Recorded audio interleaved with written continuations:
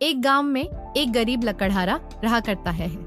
जंगल में घूम घूम कर पेड़ काट कर ही उसके दिन कटते हैं और उसका परिवार चलता है।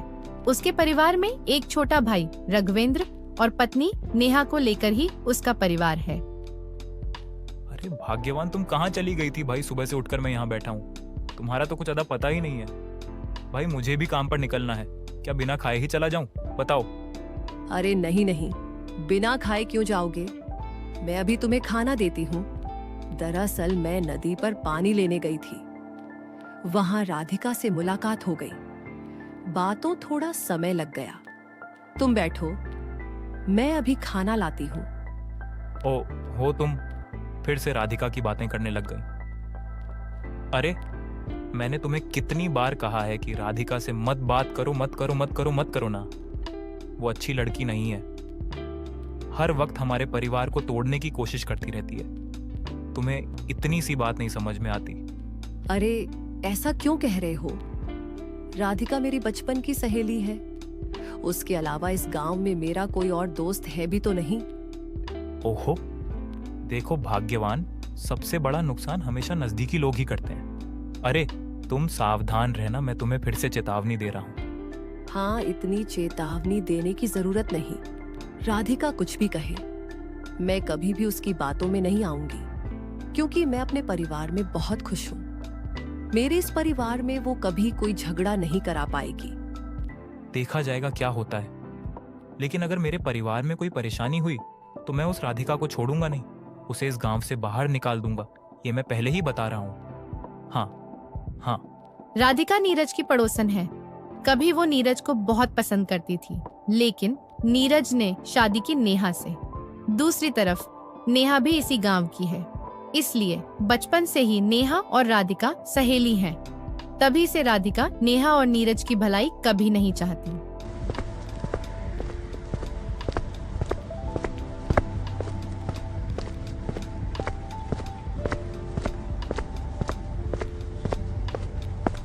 क्या रे नेहा, अब तक काम कर रही है? इस घर में आकर तुझे चैन की सांस तक नहीं मिलती, 2 पल भी आराम नहीं मिलता। चुप कर, तू हर बार ऐसी ही बातें करती है। जब भी मिलती है तेरे पास। और कोई बात नहीं है क्या? क्या करूं? तू मेरी बचपन की सहेली है। तेरा यह दुख सुख देखकर मेरा मन नहीं मानता। मैं भी तो चाहती हूँ कि मेरी सहेली खुश रहे।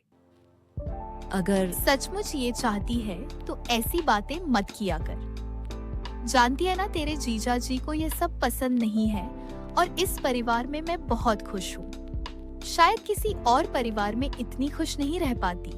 अच्छा, जीजा जी को ऐसी बातें पसंद नहीं है, यह मान लिया। लेकिन तू जो अपनी इच्छाएं पूरी नहीं कर पा रही, जो मन मार कर रह रही है, क्या यह जीजा जी समझते नहीं? तू इतनी आगे क्यों बढ़कर बातें करती है? क्या तुझे मेरी बातों की समझ नहीं आती? मैंने कहा ना कि मैं इस घर में बहुत खुश हूँ। यकीन कर, मेरी बात से तू नाराज हो गई। देख, मैं तो हमेशा तेरी भलाई चाहती हूँ, इसी वजह से कह देती हूँ, गलत मत समझना है। मैं जानती हूँ तू मेरा भला चाहती है। तू मेरी बचपन की सहेली है। तेरे अलावा इस गांव में कोई भी मेरी इतनी चिंता नहीं करता। लेकिन तुझे भी तो समझना होगा कि मुझे किस में खुशी मिलती है और किस में दुख। ठीक है, मैं अब ऐसी बातें कभी नहीं करूंगी। लेकिन अगर मैंने देखा कि तू दुखी है तो फिर मैं जीजा जी को छोड़ूंगी नहीं। अच्छा बाबा, ऐसा ही होगा। सुशील नीरज का छोटा भाई है। नीरज लकड़हारे का काम करता है, लेकिन सुशील को इस काम में कोई दिलचस्पी नहीं। वो व्यापार करना चाहता है। इसी वजह से उसने कई बार नीरज से पैसे मांगे, लेकिन पैसे ना होने के कारण नीरज नहीं दे सका। क्या रे, ऐसे ही गांव गांव घुमा करेगा क्या कि कोई काम धंधा भी करेगा? मैंने तुझसे कितनी बार कहा है मेरे साथ लकड़हारे का काम कर ले, देख थोड़ी मेहनत में अच्छा खासा पैसा मिल जाता है। अरे यार दादा, तुम भी ना। अरे तुम इसे थोड़ी सी मेहनत कहते हो? गजब बात करते हो। पूरा दिन जंगल में घूमकर पेड़ ढूंढना, फिर पेड़ से लकड़ी काटना, फिर उन्हें जमा करना, फिर ढोकर उन्हें ले जाना, फिर बेचना। यार कितना मेहनत का काम है यार। मैं ये सब कुछ नहीं कर सकता। तो क्या करेगा तू? दिन भर बस यूं ही इधर उधर घूमेगा। सुन, इस घर परिवार की तुझे कोई चिंता है कि नहीं है?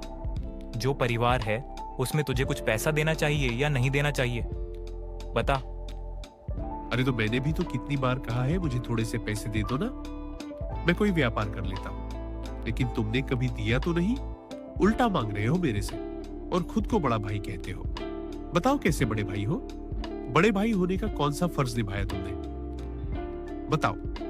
वाह, मतलब तू कहना चाहता है गेम फ्री से कि मैंने तेरा कोई फर्ज नहीं निभाया। बचपन में माँ बाप मर गए तो तू अपने आप पल गया, मैंने नहीं पाला। मैंने खुद पढ़ाई छोड़ दी बेटा, लेकिन तुझे पढ़ाया और आज तक अपने घर में बिठाकर खिलाया है। क्या ये कोई फर्ज नहीं है? बता। बड़ा फर्ज निभा दिए। अरे किसी को पाल लिए तो क्या एहसान कर दिया क्या? बस इसी बात का ताना मार सकते हो तुम। अगर मुझे पता होता कि बड़ा होकर ये ताने सुनने पड़ेंगे तो शायद कभी तुम्हारे घर का खाना भी नहीं खाता, कहीं और चला जाता, मैं भीख मांग लेता। इससे अच्छा तो वही अच्छा होता, क्योंकि तेरे लिए मैंने इतना कुछ किया फिर भी बड़ा भाई साबित ना हो सका। मेरी कोई कीमत ही नहीं है ना, तो फिर तुझे इतना अच्छा बनाकर बड़ा किस लिए किया बता? अरे बस बस बस, अब मुझे कोई फर्ज निभाने की जरूरत नहीं है। अब से मैं खुद जो करूंगा अपने से कर लूंगा। बात करते हैं। उधर नीरज की जमीन के टुकड़े को लेकर उसका और रजनीश का झगड़ा चल रहा है। रजनीश इस गांव का मुखिया है, लेकिन गरीबों की जमीन हड़पना ही उसका मुख्य काम है। बोल सोहन, उधर जितेंद्र का क्या हाल है?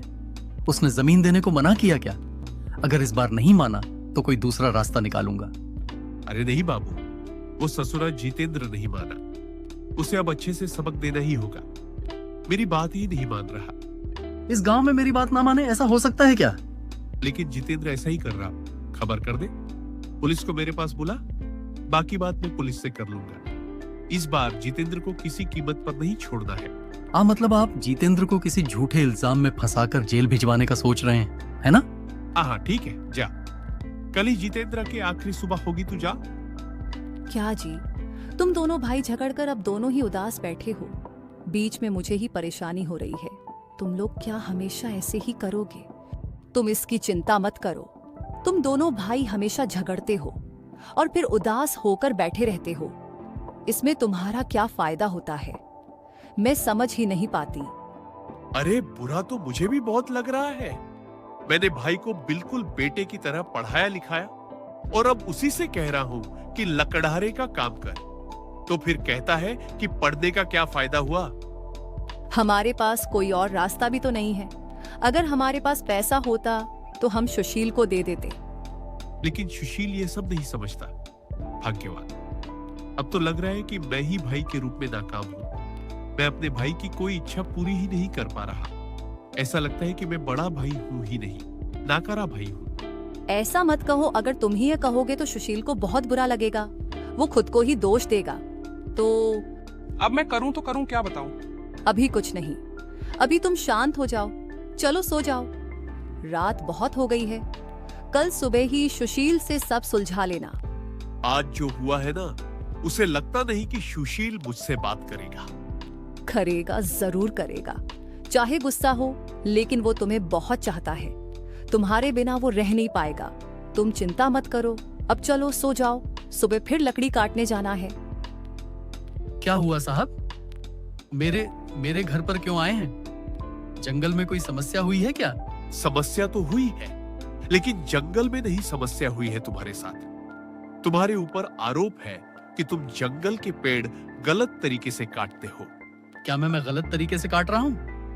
ये खबर किसने दी आपको साहब? आप मेरे साथ चलिए, खुद देख लीजिए। मैंने कोई हरा पेड़ काटा हो तो कहिएगा।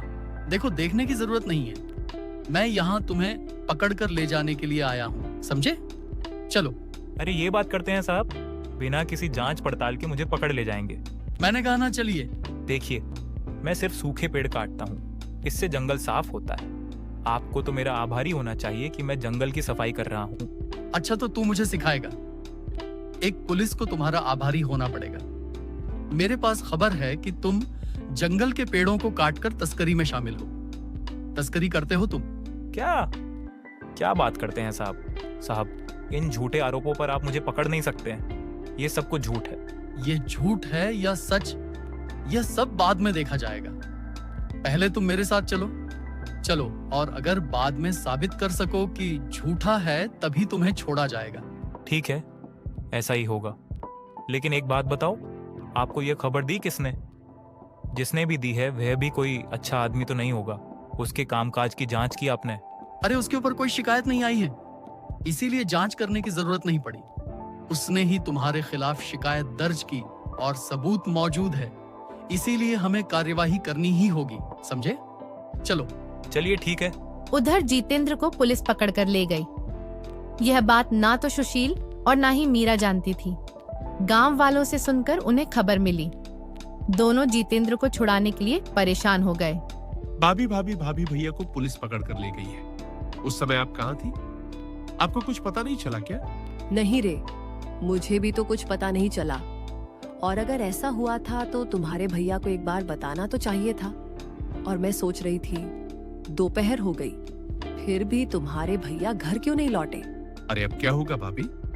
सुना है भैया, पर आरोप है कि वह तस्करी में शामिल है, लेकिन मेरा भैया ऐसा काम नहीं कर सकते। अगर ये सच है ना भाभी, तो मैं भास्कर बाबू को छोड़ूंगा नहीं ससुरे को। वो तो बाद में देखा जाएगा, पहले छुड़ाना होगा। लेकिन हम सबूत कहाँ से लाएंगे?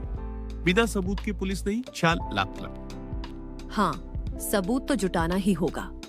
भाभी, सबसे पहले जंगल जाना पड़ेगा। आप यही रहिए, मैं जंगल जाकर देखता हूँ। लेकिन जंगल जाकर तुम करोगे क्या?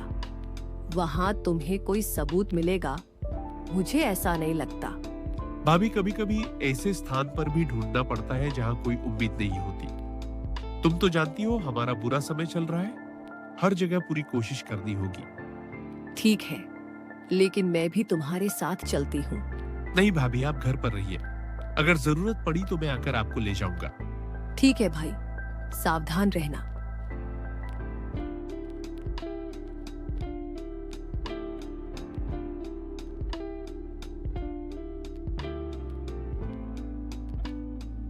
कौन है रे बच्चा तू इस जंगल में? तुझे पहले कभी नहीं देखा। क्या तू रास्ता भटक गया है? अरे नहीं अम्मा, मैं यहाँ पे सबूत जुटाने आया हूँ। आप यही रहती है क्या? हाँ, मैं यहीं रहती हूँ। लेकिन तू किस सबूत की तलाश में है? हो तो फिर शायद आप मेरे दादा को जानती हो। मेरे दादा यहाँ सूखी लकड़ी काटते हैं। पुलिस वाले उन्हें पकड़ के ले गए। मैं सबूत ढूंढने आया हूँ। मेरे दादा निर्दोष हैं, विश्वास कीजिए। हाँ हाँ हाँ, मैं तेरे दादा को जानती हूँ। वो बहुत अच्छे इंसान हैं। चल, मैं तेरी मदद करती है। लेकिन आप कैसे मदद करेंगी अम्मा? भाभी, यही वो तालाब है जिसका जिक्र अम्मा ने किया था। उन्होंने कहा था कि यहाँ सच पूछो तो पानी पर सच दिखाई देगा। पता नहीं अम्मा की बात कितनी सच है। फिर भी ऊपर वाले से यही दुआ करती हूँ कि उनकी बात सच निकले, क्योंकि इसके अलावा हमारे पास कोई और रास्ता नहीं। तो चलो देर मत करो, हम सच जानने की कोशिश करते हैं। अगर सच सामने आया तो पुलिस को यहाँ लाकर सबूत दिखाएंगे। हाँ, चलो देखते हैं। हे सत्य के तालाब, मेरे भैया निर्दोष होते हुए भी सजा पा रहे हैं। कृपया करके मुझे सच दिखाओ। अब मैं पुलिस को यहाँ बुलाकर यही सच उनके सामने दिखाऊंगी। फिर देखते हैं वो क्या करते हैं। हाँ, सही कहा भाभी। यह पुलिस जनता की कोई सेवा वेवा नहीं करती है, सब घूसखोर है। देखो कैसे रजनीश ने पैसे देकर पुलिस को खरीद लिया और मेरे निर्दोष भैया को पकड़वाया। जरूर वही जमीन का झगड़ा कारण है जिस पर हमारा विवाद चल रहा था। उसी वजह से उन्होंने यह सब किया। रुक जाओ, और नहीं तो क्या। लेकिन मैं यह बिल्कुल बर्दाश्त नहीं करूंगा भाभी। अब सच सामने आ चुका है और सबूत हमारे हाथ में है। मैं भैया को छुड़ा कर रहूंगा और पुलिस को यहाँ लाकर सब दिखाऊंगा। अगर रजनीश और उस पुलिस वाले दोनों को सजा मिल जाए तो मुझे चैन मिलेगा। शुक्र है अम्मा ने हमें सत्य का तालाब बताया। पहले थाने चलो, पुलिस को यहाँ लेकर आते हैं। सब कुछ दिखाने पर वह भैया को छोड़ने पर मजबूर हो जाएंगे। चलो।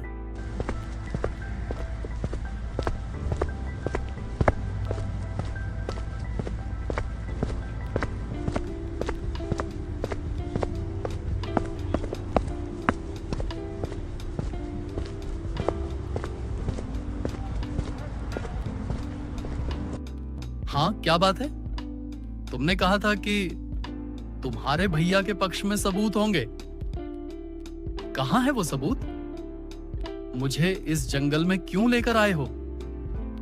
कहीं मेरी जान को खतरा तो नहीं है?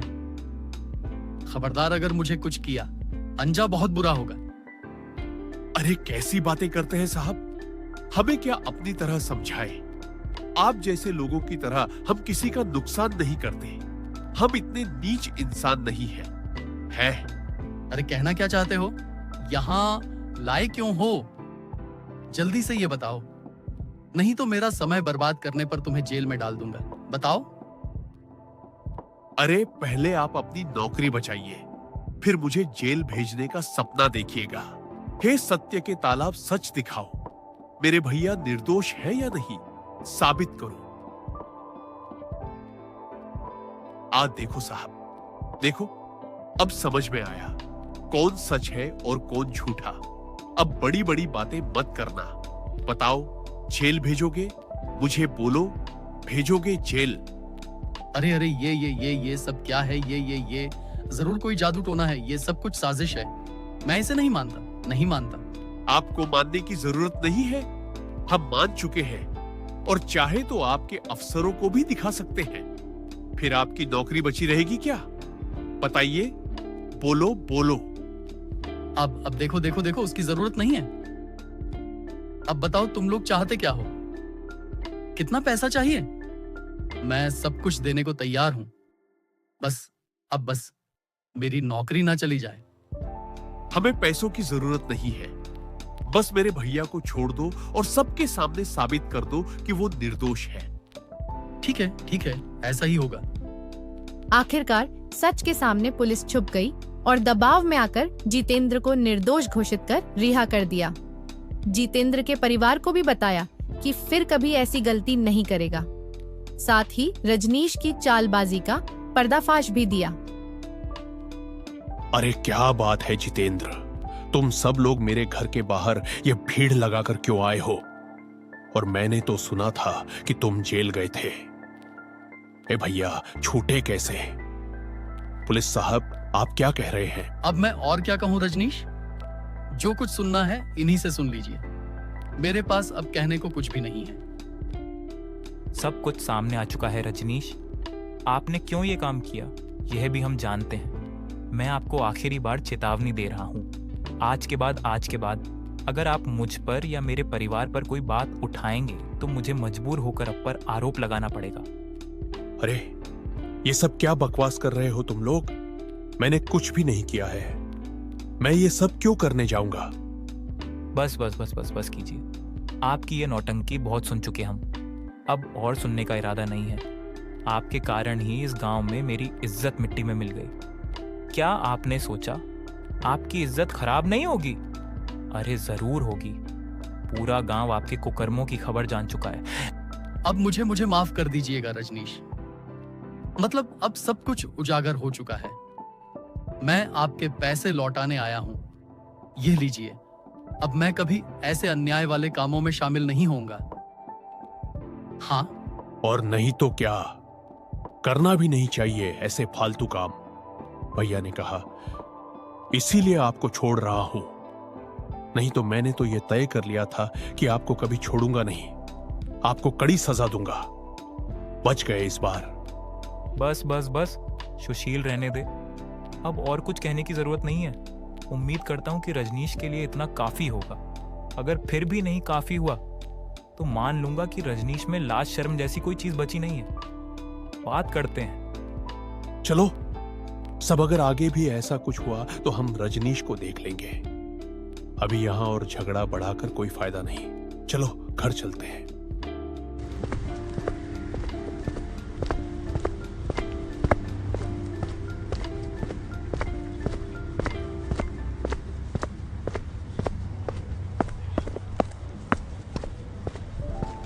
धीरे धीरे पूरे गांव में रजनीश की करतूतों की खबर फैल गई। नतीजतन सब लोग उनका मजाक उड़ाने लगे। राम जी, रजनीश क्या हुआ? शौक पूरा हो गया? हमेशा दूसरों के रास्ते में कांटे बनकर खड़े रहते हैं। किसी के पीछे ना पड़े तो आपका तो दिन ही अच्छा नहीं जाता। हाँ, अब मजा मिला। कैसा लगता है बताइए बताइए। अरे कैसे समझेंगे, इन्हें तो शर्म लिहाज कुछ है नहीं। अगर जरा भी विवेक होता तो क्या इंसान का इतना बुरा नुकसान करते क्या? गांव वाले इनके बारे में क्या क्या नहीं कहते, कितना बुरा बुरा बोलते हैं, लेकिन इन पर कोई असर ही नहीं होता। अरे गैंडे की खाल है इनकी, गैंडे की। अरे क्या बकवास कर रहे हो तुम लोग मेरे बारे में?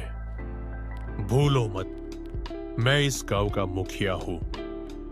मुखिया। अरे आपने जो काम किया है ना, उसमें जितेंद्र कभी भी आपको पुलिस के हवाले कर सकता है। फिर भी आपके मुंह से इतनी बड़ी बड़ी बातें कैसे निकल रही है? बड़े आए मुखिया हूँ। हाँ, नहीं तो बात करते हैं मुखिया। जितेंद्र इस गांव का कितना अच्छा लड़का है, उसको भी आप नहीं छोड़े। उसको जेल की हवा खिलाकर आपने छोड़ा। कैसे आदमी हैं आप? अरे खिलाया तो क्या किया गलत? बहुत अच्छा किया। और अगर जरूरत पड़ी ना तो तुम लोगों को भी जेल की हवा खिलाऊंगा। अच्छा देखो भैया देखो, अभी भी आवाज कम नहीं हो रही। रस्सी जल गई पर बल नहीं गया। जितेंद्र ने आपको छोड़कर बहुत बड़ी गलती कर दी। जितेंद्र को कहना चाहिए था कि आपको जेल में ही सड़ने दे। सही कहा, फालतू में छोड़ दिया। पूरा गांव इन्हें लेकर छी छी छी कर रहा है, मजाक उड़ा रहा है, लेकिन फिर भी इन्हें जरा सी शर्म नहीं है। इनकी इज्जत धूल में मिल गई, लेकिन इन्हें कोई परवाह ही नहीं है। अरे भैया, होगी कैसे? इन जैसे लोगों में शर्म नाम की चीज होती है क्या? अरे छोड़ो, जो चाहे करने दो। एक दिन पकड़े जाएंगे तो खुद ही समझ जाएंगे। और नहीं तो क्या, और वह दिन दूर नहीं। अभी भी अहंकार इतना है कि पैर जमीन पर नहीं पड़ रहे। भूल गए कि घमंड ही पतन का मूल कारण होता है।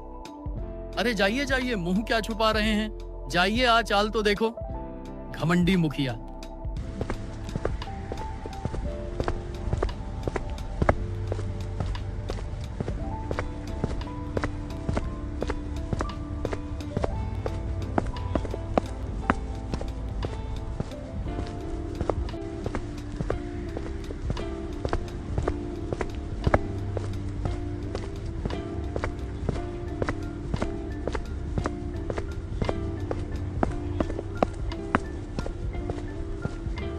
अरे रे रे रे रे रे रे रे, जानता है सोहन, कभी जब मैं गांव में चलता था लोग मेरे लिए रास्ता बना देते थे, सब मेरे सामने सर झुका लेते थे, और अब वही लोग मेरा मजाक उड़ाते हैं।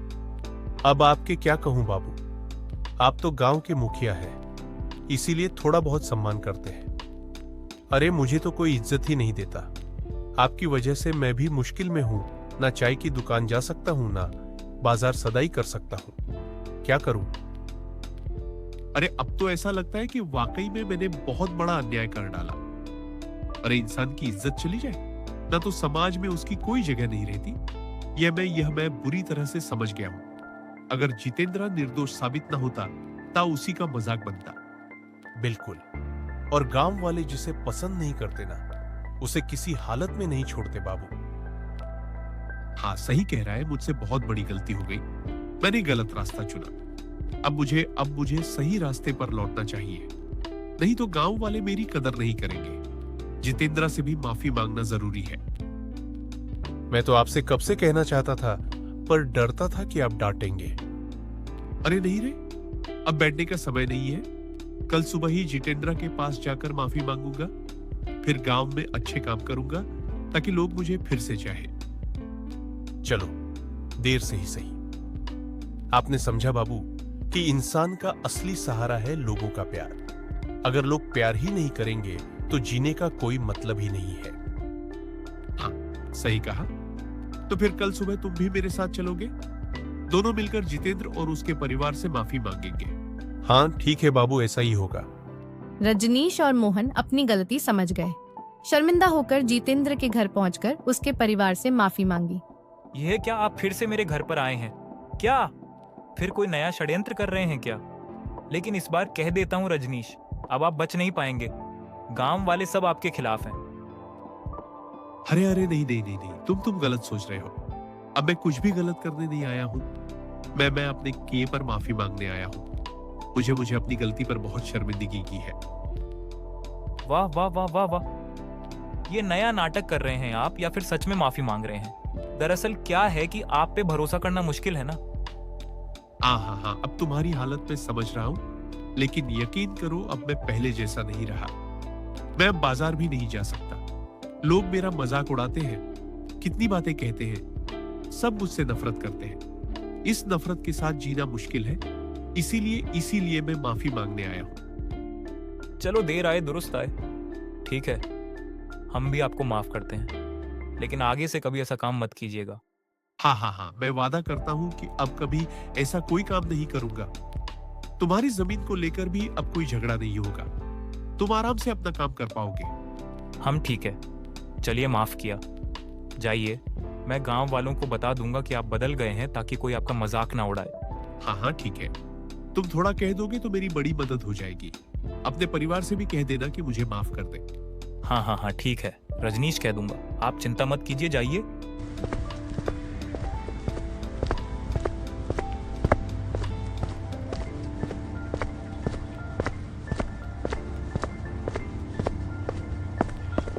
भैया, यही वो तालाब है जिसने तुम्हें निर्दोष साबित करने में मदद की थी।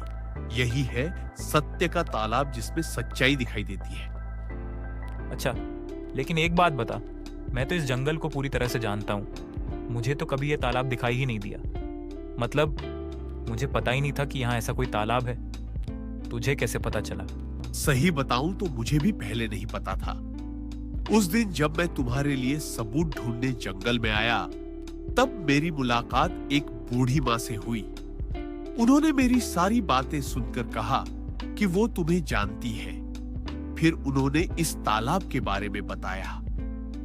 अच्छा, क्या बात कर रहा है? इस जंगल में कोई घर बार नहीं है, यहाँ कोई बूढ़ी औरत रहती ही नहीं है। इस जंगल को मैं बहुत अच्छी तरह से जानता हूँ। बात करता है, यहाँ कोई तालाब या कुटिया नहीं है। अच्छा, तो फिर मैंने किससे मुलाकात की?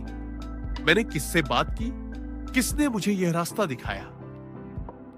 अरे मुझे क्या पता किसने दिखाया। तेरी बातें बड़ी रहस्यमयी लग रही हैं, लेकिन जिसने भी ये किया उसने हमारे भले के लिए ही किया। हम सत्य के रास्ते पर थे तभी उसने हमारी मदद की, यानी उसकी पहचान हमें कभी पता ही नहीं चलेगी। ये सब उम्र भर हमारे लिए रहस्य ही रहेगा। हाँ, रहस्य ही रहने दो भैया। कुछ रहस्य ही रहने में अच्छे लगते हैं। वैसे भी यह तालाब और कोई नहीं देख पाता। जब भी हम मुसीबत में होंगे, शायद तभी हमें यह तालाब नजर आएगा। हम शायद किसी दिन उस बूढ़ी माँ से फिर मुलाकात हो जाए, तब मैं उन्हें धन्यवाद दूंगा और आभार प्रकट करूंगा। उसके बाद जितेंद्र का परिवार किसी भी मुश्किल में इस तालाब के पास आकर मदद मांगता, लेकिन उन्हें कभी उस रहस्यमयी बूढ़ी के दर्शन नहीं हुए। उनके लिए यह तालाब हमेशा रहस्यमयी विचित्र तालाब ही कहलाया। ऐसी ही और दिलचस्प कहानियाँ देखने के लिए हमारे चैनल को सब्सक्राइब करना ना भूलें।